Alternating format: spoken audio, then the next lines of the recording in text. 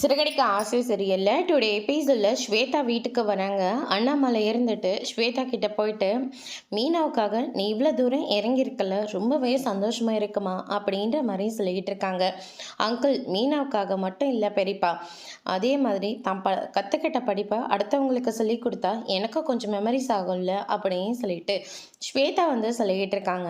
அதுக்கு அடுத்து தான் முத்து இருந்துட்டு, நல்லா கேட்டுக்கூட மனோஜ், நான் தான் படித்தவன்னு சொல்லிட்டு இருக்க பதிலாக அறிவை வளர்த்துக்கிறதுக்காக மற்றவங்களுக்கும் தான் கற்ற கல்வியை சொல்லி கொடுக்கணும் அப்படின்னு சொல்லிட்டு முத்து சொல்லிக்கிட்டு இருக்காங்க. இதை கேட்டோன்னே மனோஜ் பயங்கரமாக கோவப்படுறாங்க.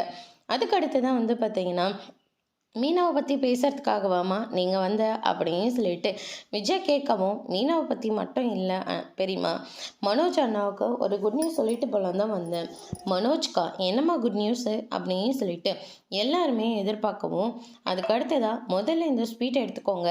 எதுக்கு? இவ எலெக்ஷன் நிற்கிறாளே அதுக்காகலாம் இல்லை, மனோஜ் அண்ணாவுக்காக தான் அப்படின்ற மாதிரியே சொல்கிறாங்க. மனோஜ்காகவா? என்னம்மா சொல்கிற?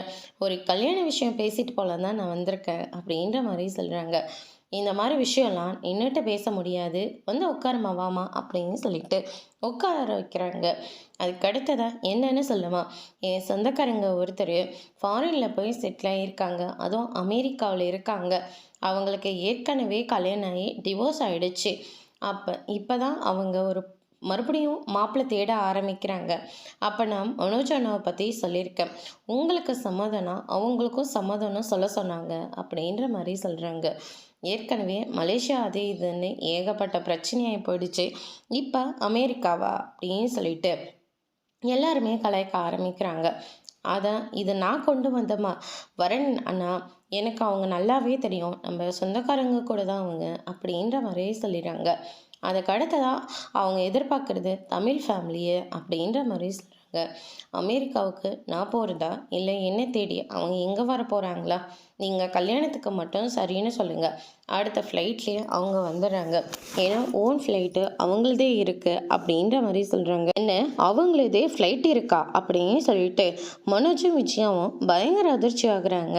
அண்ணாமலை இருந்துட்டு, ஆமாம் அவங்க இவ்வளோ சொத்து சொகத்தோடு இருக்காங்க, அவங்க எப்படி நம்ம வீட்டில் வரன் அமைக்கிறதுக்கு சம்மதிப்பாங்க அப்படின்னு சொல்லிட்டு கேட்கவும், இல்லை அவங்க எதிர்பார்க்கறது சொந்தத்தில், அதுவும் நம்ம குடும்பத்திலே இருக்கணும்னு நினைக்கிறாங்க. ஏற்கனவே பொண்ணோட வாழ்க்கை அப்படி ஆயிடுச்சுன்றதுனால இப்போ ஒவ்வொன்றும் பார்த்து செஞ்சுக்கிட்டு இருக்காங்க அப்படின்ற மாதிரி சொல்லிடுறாங்க.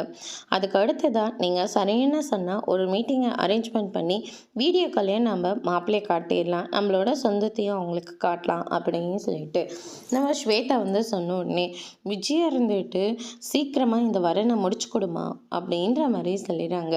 சரி, நான் ஆக வேண்டிய வேலையை பார்க்குறேன், முதல்ல அவங்கக்கிட்ட நான் விஷயத்த சொல்லி உங்களுக்கு சம்மதன்ற மாதிரி நான் சொல்லிடுறேன் அப்படின்ற மாதிரி ஸ்வேதா சொல்லிடுறாங்க. அதுக்கு அடுத்து தான் இந்த பக்கம் பார்த்தீங்கன்னா, மனோஜ் இருந்துட்டு விசா எடுக்கணும், பாஸ்போர்ட் எடுக்கணும், அதுக்கு முன்னே உனக்கு டிவோர்ஸ் ஆகணும் அப்படின்ற மாதிரி மூத்த சைடு கேப்பில் ஊதி விட்டுறாரு. இவன் ஒருத்தன், மா எனக்கு கூட பிறந்தவங்க 2 தம்பிங்க இருந்தோம், எனக்கு ஏதாவது நல்லது பண்ணியிருக்கானுங்களா? இல்லை. ஆனால் இங்கே பாருங்கள், தங்கச்சியும் ஒரே ஒருத்தி தான் இருக்கா, அவன் எனக்காக எவ்வளோ பெரிய வரனை கொண்டு வந்திருக்கா அப்படின்ற மாதிரி சொல்கிறாங்க. அடப்பாவி, அதுக்குள்ளே ஸ்வேதாவை தங்கச்சினுக்கு ஏற்றுக்கிட்டியா அப்படின்னு சொல்லிட்டு ரவி கேட்கவும், இன்னும் கொஞ்சம் நாளில் இந்த அமெரிக்கா வரன் மட்டும் முடிஞ்சதுன்னா பார்லர் அம்மாவே இவனுக்கு தங்கச்சி தானே அப்படின்ற மாதிரி முத்து சொல்லி விட்டுறாங்க. அதுக்கு அடுத்ததாக, அம்மா உங்களுக்கும் சேர்த்து நான் பாஸ்போர்ட்டில் ஏற்பாடு பண்ணுறேன், நம்ம அங்கேயே கூட போய் செட்டில் ஆகிடலாம் அப்படின்னு சொல்லிட்டு மனோஜ் சொல்லிட்டு அவரு பாட்டை கிளம்பி போயிடுறாங்க.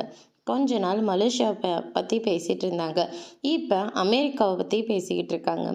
ஐயோ, என்ன நடக்க போதே தெரியல அப்படின்ற மாதிரி சொல்லிடுறாங்க. அதுக்கு அடுத்ததான் நான் சொன்ன ரவி இங்கே வரேன், ஸ்ருதி இங்கே வரமாட்டானே, நீங்கள் தான் ஸ்ருதிக்கிட்ட பேசி அந்த நிச்சயதார்த்தம் பண்ண அன்னைக்கு நம்ம ஸ்ருதியை நீங்கள் வீட்டுக்கு வர வைக்கணும் அப்படின்ற மாதிரி சொல்கிறாங்க. அதுக்கு அடுத்ததான் பார்த்தீங்கன்னா, மீனா இருந்துட்டு ஸ்ருதியோட ரெஸ்டாரண்ட்டுக்கு போகிறாங்க. அங்கே பார்த்தீங்கன்னா மனோஜோட கல்யாணத்தை பற்றி விசாரிச்சிட்ருக்காங்க.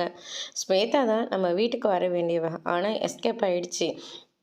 இப்போ அவங்க மூலயமா ஒரு பொண்ணு வருது. ஏதாவது நல்லதா அமையணும் அப்படின்ற மாரி நம்ம ஸ்ருதி வந்து சொல்லிட்டு இருக்காங்க. ரோகிணி எந்த பிரச்சனையும் பண்ணாம இருந்தா, கண்டிப்பா மனோஜ்க்கு சீக்கிரமா கல்யாணத்த பண்ணி முடிச்சிடலாம் அப்படின்ற மாரி சொல்லிக்கிட்டு இருக்காங்க. அதுக்கு அடுத்ததா வந்து பார்த்தீங்கன்னா, இந்த சைடு நம்ம ஸ்ருதிக்கு ஒரு கொரியர் வருது. யார் என்னன்னு பார்த்தா, ரவி பொக்கேன்னு வருது.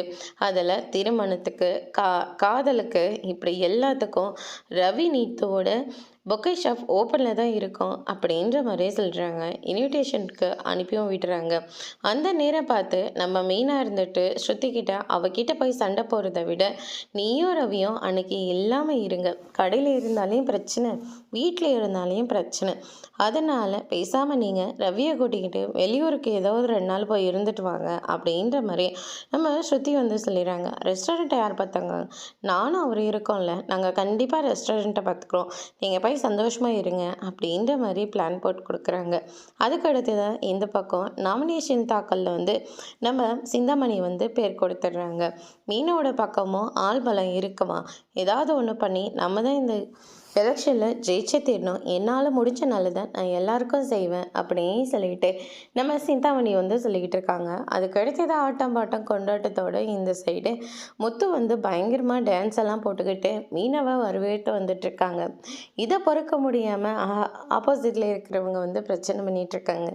இப்போ தான் நாமினேஷனே தாக்கல் பண்ணுறீங்க, ஏதோ ஜெயிச்ச மாதிரி இப்படியெல்லாம் பண்ணிகிட்டு இருக்கீங்க அப்படின்ற மாதிரி சொல்கிறாங்க. என் பொண்டாட்டி நேர்மையானவ, அதனால் அவள் தான் ஜெயிப்பான்னு எங்களுக்கு ரொம்ப நம்பிக்கை இருக்குது, அதனால தான் அட்வான்ஸாக நாங்களாம் இந்த மாதிரி பண்ணுறோம் அப்படின்ற மாதிரி முத்து வந்து சொல்லிக்கிட்டு இருக்காங்க. இதை கேட்ட சிந்தாமணி பயங்கர கடுப்பாகிறாங்க. அதோடு இன்னைக்கான எபிசோட் முடிச்சிருக்காங்க. இனி சிறகடிக்க ஆசையில் அடுத்தடுத்து என்னெல்லாம் நடக்க போகுதுன்றதை வெயிட் பண்ணி பார்க்கலாம். தேங்க்யூ.